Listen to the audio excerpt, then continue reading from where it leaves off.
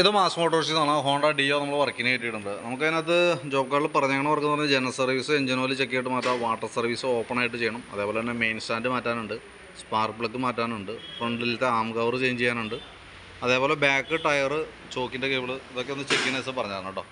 അപ്പോൾ നമ്മൾ വണ്ടി ഓടിച്ച് നോക്കി വർക്കിന് കയറ്റി നല്ല രീതിയിൽ വെട്ടൽ കാണിക്കുന്നുണ്ട് ഫ്രണ്ട് സൈഡിൽ നിന്ന്. ടയറിൻ്റേതായിട്ടുള്ളൊരു പ്രോബ്ലമാണ്, ഫ്രണ്ടിലത്തെ വെട്ടൽ കാണിക്കുന്നുണ്ട്.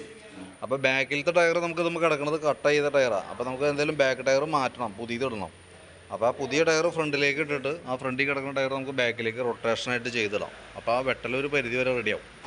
പിന്നെ മെയിൻ സ്റ്റാൻഡ് ഇപ്പോൾ നമ്മൾ മാറ്റിയതിന് ശേഷം വണ്ടി റാമ്പിൽ കയറ്റി നമ്മൾ നോക്കുന്ന സമയത്തുണ്ടല്ലോ, ബാക്ക് വീലും ഇതിൻ്റെ ഗ്രൗണ്ട് ക്ലിയറൻസായിട്ട് ഡിസ്റ്റൻസ് നല്ല വ്യത്യാസമുണ്ട്. അങ്ങനെ സാധാരണ രീതിയിൽ വരുന്നത് ഫ്രണ്ട് ഭാഗത്ത് വണ്ടിക്ക് എന്തെങ്കിലും കിട്ടിയിട്ട് ഈ ചേസിൻ്റെ ഭാഗം ചെറുതായിട്ട് ഇങ്ങനെ അലൈൻമെൻറ്റ് വേരിയേഷൻ വരുമ്പോഴാണ് ആ പ്രോബ്ലം വരാം. അത് ബാക്കിത്തെ വർക്ക് കംപ്ലീറ്റ് ചെയ്തതിന് ശേഷം ഓടിക്കുമ്പോഴാണ് നമുക്ക് അറിയാനായിട്ട് പറ്റുള്ളൂ കേട്ടോ. കാരണം ഇപ്പോൾ ടയറിൻ്റെ കേസൊക്കെ ക്ലിയർ ചെയ്തിട്ടതിന് ശേഷം വണ്ടി ഓടിച്ച് നോക്കാം. ഓടിച്ച് നോക്കിയിട്ട് സൈഡ് വലിവ് എന്തെങ്കിലും ഉണ്ടെങ്കിൽ ഉറപ്പായിട്ടും നമുക്ക് ആ ഒരു കംപ്ലയിൻറ്റ്സ് വന്നിട്ടുണ്ടെന്നുള്ളത് വേണം മനസ്സിലാക്കാനായിട്ട്.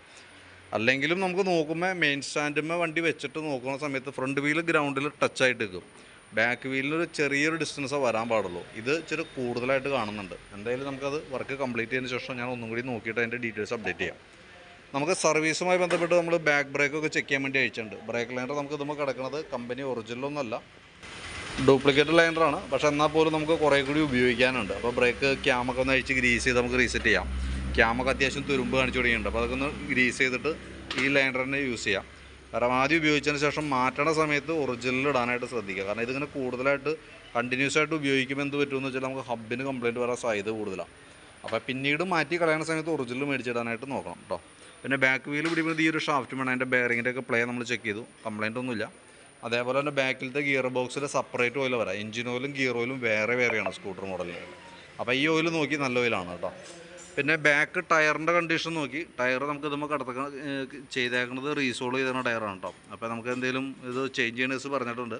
അപ്പോൾ ഞാൻ ഈ പറഞ്ഞ രീതികളെ ഇതുമ്പോൾ പുതിയ ടയർ സെറ്റ് ചെയ്തതിന് ശേഷം നമുക്കത് ഫ്രണ്ടിലേക്ക് ഇട്ടിട്ട് ഫ്രണ്ടിൽ ആ കിടക്കുന്ന ടയർ ബാക്കിലേക്ക് ഇടാം. അപ്പോൾ ആ ഒരു വെട്ടൽ പാളൽ ഒരു പരിധി വരെ റെഡിയാവും. നേരെ മറിച്ച് ഞാൻ ഈ പറഞ്ഞ പോലെ ചേസിൻ്റെ ഭാഗത്ത് എന്തെങ്കിലും വർക്ക് വന്നിട്ടുണ്ടെങ്കിൽ ആ സൈഡ് വലിവിനോ ഹാൻഡിൽ അങ്ങനെ എന്തെങ്കിലും ഉണ്ടെങ്കിൽ ഞാൻ നോക്കിയിട്ട് അതിൻ്റെ ലാസ്റ്റ് അത് നോക്കിയിട്ട് കൺഫേം ചെയ്തിട്ട് അതിൻ്റെ ഡീറ്റെയിൽസ് പറയാം.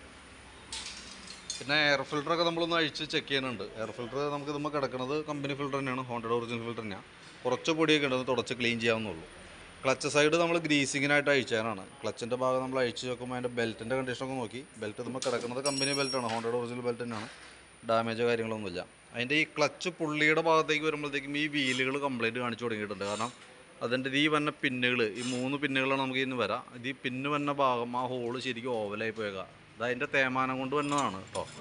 അപ്പോൾ നിലവിൽ മാറ്റാണെന്നുണ്ടെങ്കിൽ കംപ്ലയിൻറ്റ്സ് ഇപ്പോൾ ശരിക്കും ഇങ്ങനെ കാണിച്ചാൽ ശരിക്കും മാറ്റിയിടണം. കാരണം കൂടുതലായിട്ട് കംപ്ലയിൻറ്റിലേക്ക് പോണതിന് മുമ്പ് അത് മാറ്റാനാണ് കുറച്ചുകൂടി ബെറ്റർ. മാറ്റുകയാണെങ്കിൽ നമുക്ക് ഈ 2 വീലുകളും കൂടിയിട്ട് മാറ്റണം. കാരണം ഇതിനും വരും, ഇതിനും ആ തേമാനം കൂടി വരും. മാറ്റുമ്പോൾ ഈ 2 വീലുകൾ മാറ്റണം, ഈ പിന്ന് റോളർ കാര്യങ്ങളൊക്കെ മാറ്റിയിട്ട് വേണം സെറ്റ് ചെയ്യാനായിട്ട്. അപ്പോൾ ഞാനത് എസ്റ്റിമേറ്റിനകത്ത് ഇത് മാറ്റുന്ന രീതിയിലുള്ള എസ്റ്റിമേറ്റാണ് ഇടണേ. അപ്പോൾ വീഡിയോ കണ്ടതിന് ശേഷം നോക്കിയിട്ട് റിപ്ലൈ ഇട്ടാൽ മതി. ഇനി അതല്ലാന്നുണ്ടെങ്കിൽ തൽക്കാലത്തേക്ക് നമുക്ക് കോസ്റ്റ് കുറയ്ക്കണമെങ്കിൽ നമുക്ക് ആ പിന്ന് മാത്രം മാറ്റിയിടാം. പക്ഷേ അപ്പോഴും ഈ കംപ്ലയിൻസുകൾ ഇങ്ങനെ തന്നെ നിൽക്കും. കുറച്ച് നാൾ ആ പിന്നിൻ്റെ തേമാനം, ആ പിന്ന് പുതിയ പിന്ന് ആയതുകൊണ്ട് കുറച്ച് നാളത്തേക്ക് ഇങ്ങനെ നിൽക്കും. അത് കഴിയുമ്പോഴത്തേക്കും വീണ്ടും കംപ്ലയിൻറ്റിലേക്ക് വരും.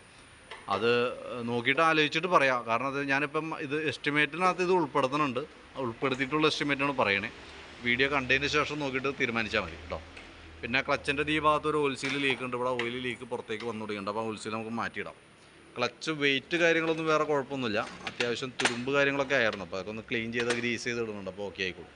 Variator body, boss drive, roller കാര്യങ്ങളൊക്കെ നമുക്ക് നോർമൽ അത് തന്നെ മതി, വേറെ കംപ്ലയിൻ്റ് ഒന്നുമില്ല. ബെൻഡെക്സ് ആയാലും വർക്കിംഗ് ആണ്. മെയിൻ സ്റ്റാൻഡ് നമ്മൾ മാറ്റി പുതിയത് ഇട്ടതിന് ശേഷമാണ് ഇപ്പോൾ വർക്കിന് കയറ്റിയാക്കുന്നത് കേട്ടോ. പിന്നെ എൻജിൻ ഹെഡിൻ്റെ ഭാഗത്തേക്ക് വരുമ്പോൾ ഇവിടെ പറയത്തക്ക ലീക്കേജ് എന്നൊന്നും പറയാനില്ല. ചോക്ക് കേബിൾ കംപ്ലയിൻറ്റാണ്. ചോക്ക് കേബിൾ ലോഡായിട്ട് നിങ്ങൾ ഇവിടെ പൊട്ടിയേക്കാണ് ഇതുണ്ടോ. അപ്പോൾ ചോക്ക് കേബിളിൻ്റെ കംപ്ലയിൻറ്റ് പറഞ്ഞിട്ടുണ്ട്. അപ്പോൾ ചോക്ക് കേബിൾ നമുക്ക് എന്തെങ്കിലും മാറ്റിയിടാം. പിന്നെ കാർബറേറ്ററുമായി ബന്ധപ്പെട്ട് പ്രത്യേകിച്ച് കംപ്ലയിൻറ്റ് നമ്മൾ ഓടിച്ച് നോക്കുമ്പോൾ നിലവിൽ കാണുന്നില്ല. ഇതിൻ്റെ പ്രത്യേകത എന്താ വെച്ചാൽ കാർബറേറ്റർ നമ്മളിപ്പോൾ അഴിച്ച് ക്ലീൻ ചെയ്യുന്ന സമയത്ത് കാർബറേറ്റർ ജനറൽ സർവീസിൽ വരുന്നതല്ല കാർബറേറ്റർ ക്ലീനിങ്. അപ്പോൾ ജനറൽ സർവീസിന് പുറമെയാണ് കാർബറേറ്റർ ക്ലീനിങ് വരാം. അത് നിലവിൽ നമുക്ക് ആവശ്യമാണെങ്കിൽ മാത്രമാണ് ഇപ്പോഴത്തെ ഒരു സ്റ്റേജിൽ അഴിക്കാൻ പാടുള്ളൂ. കാരണം ഇപ്പോഴത്തെ പെട്രോളിൻ്റെ ഒരു കെമിക്കൽ റിയാക്ഷൻസ് മൂലം ഒട്ടുമിക്ക വണ്ടിയുടെയും കാർബറേറ്റർ കംപ്ലയിൻ്റ് ആണ്. അപ്പോൾ നമ്മൾ അഴിച്ച് ക്ലീൻ ചെയ്ത് റീസെറ്റ് ചെയ്യാമെന്ന് വെച്ചാൽ നമ്മൾ നോക്കുമ്പോൾ പെർഫെക്റ്റ് ആവാൻ വേണ്ടിയിട്ടാണ്. പക്ഷേ അത് നമുക്ക് ഗുണത്തേക്കാളേറെ ദോഷം വരാനാണ് സാധ്യത കൂടുതൽ. കാരണം ഓവർഫ്ലോൻ്റെ കംപ്ലയിൻറ്റ് അങ്ങനത്തെ പല കംപ്ലയിൻസുകളും വന്നേക്കാം. അപ്പോൾ നേരെ മറിച്ച് നമുക്ക് എന്തെങ്കിലും ഒരു കംപ്ലയിൻറ്റ് കാണിക്കും, അതായത് ഓവർഫ്ലോ, മിസ്സിങ്, സ്റ്റാർട്ടിങ് കംപ്ലയിൻറ്റ് അങ്ങനെ എന്തെങ്കിലും കാണിക്കുകയാണെങ്കിൽ മാത്രം കാർബറേറ്റർ അഴിച്ചാൽ മതി. കാരണം കാർബറേറ്റർ അഴിച്ച് ക്ലീൻ ചെയ്ത് റീസെറ്റ് ചെയ്യുന്ന സമയത്ത് ഓവർഫ്ലോ വരാനുള്ള സാധ്യത 90%. ഇനി അങ്ങനെ ഓവർഫ്ലോ വന്നു കഴിഞ്ഞാൽ നമ്മൾ കാർബറേറ്റർ മാറ്റാൻ തയ്യാറായിട്ട് വേണം അഴിക്കാനായിട്ട്. അപ്പോൾ അതുകൊണ്ടാണ് ഞാൻ പറഞ്ഞത് തൽക്കാലം ഇപ്പോൾ നമ്മൾ നോക്കണ്ട, പരമാവധി ഉപയോഗിക്കുക. കംപ്ലയിൻറ്റ്സ് എന്തെങ്കിലും കാണിച്ചിട്ട് അഴിച്ചാൽ മതി എന്ന് പറഞ്ഞതിൻ്റെ കാരണം. പിന്നെ എഞ്ചിൻ റൂമിൻ്റെ ഉള്ളിലൊക്കെ അത്യാവശ്യം നല്ല രീതിയിൽ തന്നെ ചെളിയുണ്ട്. അത് ഓപ്പൺ വാഷിംഗ് ആയിട്ട് പറഞ്ഞിട്ടുണ്ട്. അപ്പോൾ കൂട്ടത്തിൽ കൂടെ നമ്മളത് ക്ലിയർ ചെയ്ത് വിടും കേട്ടോ. പിന്നെ ഫ്രണ്ടിലേക്ക് വരുമ്പോൾ ഫ്രണ്ട് ബുഷുകളൊക്കെ നമ്മൾ ഗ്രീസ് ചെയ്യാൻ വേണ്ടി അഴിച്ചാണ്. അപ്പോൾ ഫ്രണ്ടിലത്തെ ഗ്രീൻ ബുഷ് നമുക്ക് ഒന്ന് ചേഞ്ച് ചെയ്തിട്ടേക്കാം. ലിങ്കിൻ്റെ ബുഷുകളൊക്കെ ഒന്ന് അഴിച്ച് ഗ്രീസ് ചെയ്തിട്ടാൽ മതി. അതേപോലെ ഒരു ബ്രേക്കിൻ്റെ കേബിൾ ഫ്രണ്ടിലത്തെ കംപ്ലയിൻ്റ് ആണ്, ലോഡായിട്ട് നിൽക്കുക. അപ്പോൾ അതൊന്ന് ചേഞ്ച് ചെയ്തിടണം.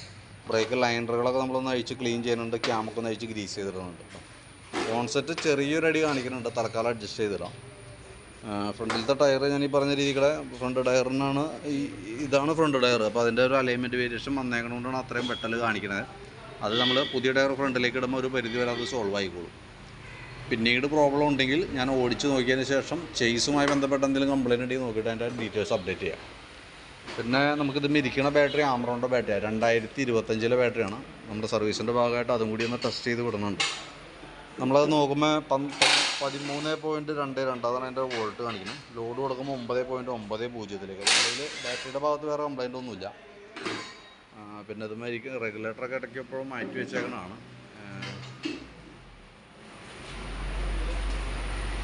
കമ്പനിയൊന്നല്ല കേട്ടോ, ഒറിജിനലൊന്നല്ല ഇരിക്കണേ, ഡ്യൂപ്ലിക്കേറ്റ് റെഗുലേറ്ററാണ് വണ്ടിയും ഇരിക്കണത്. പിന്നെ നമുക്ക് ഈ ഭാഗത്തേക്ക് വരുമ്പോഴത്തേക്കും സെക്കൻഡറി ഫിൽറ്റർ പൊടിഞ്ഞു തുടങ്ങിയിട്ടുണ്ട്. അപ്പോൾ അതൊന്ന് ചേഞ്ച് ചെയ്തിടണം. അതേപോലെ തന്നെ സ്പാർക്ക് പ്ലഗ് കിടക്കുന്നത് ഡ്യൂപ്ലിക്കേറ്റാണ്, അതൊന്ന് മാറ്റിയിട്ടേക്കാം, കമ്പനി ആയിട്ട് ഇട്ടേക്കാം. അത് ഓൾറെഡി കസ്റ്റമർ പറഞ്ഞിട്ടുണ്ട്. പിന്നെ എഞ്ചിൻ ഓയിൽ നമ്മൾ നോക്കുമ്പോൾ ഓയിൽ ലെവൽ കുറവ് കാണുന്നുണ്ട്. എഞ്ചിൻ ഓയിലിൻ്റെ കേസ് പ്രത്യേകം ശ്രദ്ധിക്കുക. എഞ്ചിൻ ഓയിലിൻ്റെ പ്രത്യേകത എന്താ വെച്ചാൽ നമ്മൾ കറക്റ്റ് 3000 കിലോമീറ്റർ കൂടുമ്പോൾ നിർബന്ധമായിട്ടും എഞ്ചിൻ ഓയിൽ മാറണം. ഇത് നമുക്ക് ആവറേജ് ഒരു ശരിക്കും പറഞ്ഞു കഴിഞ്ഞാൽ ഒരു 50 കിലോമീറ്റർ 60 കിലോമീറ്ററൊക്കെ ഒരു ദിവസം ഓടണമെങ്കിൽ ഏകദേശം ഒരു 2 മാസമൊക്കെ ആകുമ്പോഴത്തേക്കും 2 മാസം 2.5 മാസത്തിനുള്ളിൽ തന്നെ ആവും ഈ പറഞ്ഞ കിലോമീറ്റർ. അപ്പോൾ അതനുസരിച്ച് കൃത്യമായിട്ട് നോക്കി അത് മാറ്റാനായിട്ട് ശ്രദ്ധിക്കുക. ഇതിപ്പോൾ ഓയിൽ ലെവൽ കുറവുണ്ട്, അപ്പോൾ നമ്മൾ ഒന്ന് അലർട്ടാവാം. കാരണം എന്താ വെച്ചാൽ ഒരു 1000 കിലോമീറ്റർ കഴിഞ്ഞപ്പോൾ നിർബന്ധമായിട്ടും എഞ്ചിൻ ഓയിൽ ചെക്ക് ചെയ്യണം, ലെവൽ നോക്കണം. കുറഞ്ഞു പോകുന്നുണ്ടെങ്കിൽ അത് എന്തുകൊണ്ടാണെന്ന് നോക്കി അത് പരിഹരിച്ച് കൊടുക്കണം. അതല്ലാന്നുണ്ടെങ്കിൽ എന്താ പറ്റാന്ന് വെച്ചാൽ ഓയിൽ ലെവൽ കുറഞ്ഞ് ഓടും, സിലിണ്ടർ പിസ്റ്റൺ കംപ്ലയിൻറ്റ് വരും, എഞ്ചിൻ നമുക്ക് മൊത്തത്തിൽ അഴിച്ച് പണിയേണ്ട സിറ്റുവേഷൻ വരും. ഏകദേശം ഒരു 10-15,000 രൂപ നമുക്ക് അതുമ്പോൾ ചിലവ് തന്നെ കേസാണ് എഞ്ചിൻ പണിയൊക്കെ ആയിട്ട് വന്നാൽ. അപ്പോൾ ശ്രദ്ധിക്കുക, നമ്മൾ ഈ ഇമാതിരി ചെറിയ ചെറിയ കാര്യങ്ങൾ ശ്രദ്ധിച്ചാൽ തന്നെ നമുക്ക് പരമാവധി കംപ്ലയിൻറ്റ്സ് ഇല്ലാണ്ട് വണ്ടി കൊണ്ടുനടക്കാനായിട്ട് പറ്റും. അപ്പോൾ ഇതിനകത്ത് ഓയിൽ ലെവൽ കുറവുള്ളതുകൊണ്ടാണ് ഞാൻ അത്രയും ഡീറ്റെയിൽ ആയിട്ട് എടുത്ത് പറയുന്ന കേസ്. ഒരു മാസം അല്ലെങ്കിൽ 1000 കിലോമീറ്റർ കഴിയുമ്പോൾ നിർബന്ധമായിട്ട് എഞ്ചിൻ ഓയിൽ ചെക്ക് ചെയ്യണം. ലെവൽ കുറവുണ്ടെങ്കിൽ ടോപ്പപ്പ് ചെയ്ത് തന്നെയും ഉപയോഗിക്കണം. ഇനി അഥവാ കാര്യമായിട്ട് ലെവൽ കുറഞ്ഞു പോകുന്നുണ്ടെങ്കിൽ അത് എന്തുകൊണ്ടാണെന്ന് കണ്ടെത്തി അത് പ്രോബ്ലം പരിഹരിച്ചു കൊടുക്കണം. അതല്ലാന്നുണ്ടെങ്കിൽ ഈ പറഞ്ഞ രീതിയുടെ മേജർ കംപ്ലയിൻറ്റിലേക്കൊക്കെ പോകാനായിട്ടുള്ള സാധ്യതയുണ്ട്.